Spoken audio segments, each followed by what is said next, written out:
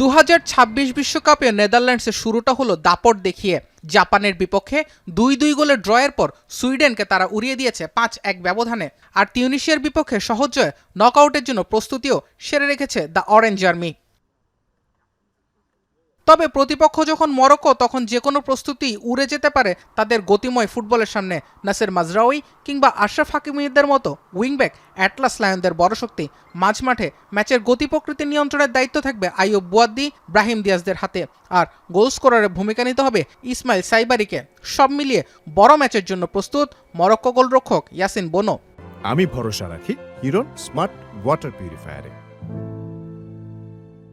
আমাদের কাছে সবচেয়ে গুরুত্বপূর্ণ বিষয় হলো এটি একটি বড় ম্যাচ।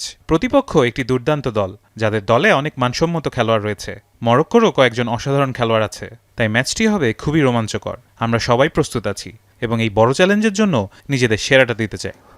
অবশ্য মরক্কোকে আটকানোর জন্য নেদারল্যান্ডসের কাছে আছে ভ্যান হিকি এবং ভার্জিল ভ্যান ডাইকের জুটি, সঙ্গে ফ্র্যাঙ্কি ডি ইয়ং, টিজানি রেইন্ডার্স আর রায়ান গ্রাফেনবার্গরা ম্যাচের পার্থক্য গড়ে দিতে পারেন অনায়াসে। নিজের দল নিয়ে আশাবাদী হলেও মরক্কোকে সমীহ করছেন ডাচ কোচ কোমেন। মরক্কো একটি শক্তিশালী দল। আমার মনে হয় দুই দলের মধ্যে এটি দারুণ একটি ম্যাচ হবে। এমন ম্যাচ বিশ্বকাপে শুরুতেই হয়ে যাচ্ছে। তবে আমাদের প্রতিপক্ষ তো তারাই। তারা আক্রমণাত্মক ফুটবল খেলতে পছন্দ করে। তাদের দলে অনেক প্রতিভাবান খেলোয়াড় আছে। এই ম্যাচে মাঠে নামার আগে নেদারল্যান্ডসে এগিয়ে থাকছে পরিসংখ্যানের পাতায়। 1994 সালে সবশেষ বিশ্বকাপে দেখা হয়েছিল দুই দলে, তাতে 2-1 গোলের জয় ছিল ডাচদের। মরক্কোর সামনে তাই এবার অতীত ফল বদলানোর সুযোগ। জুবায়ের আহমেদ, এখন।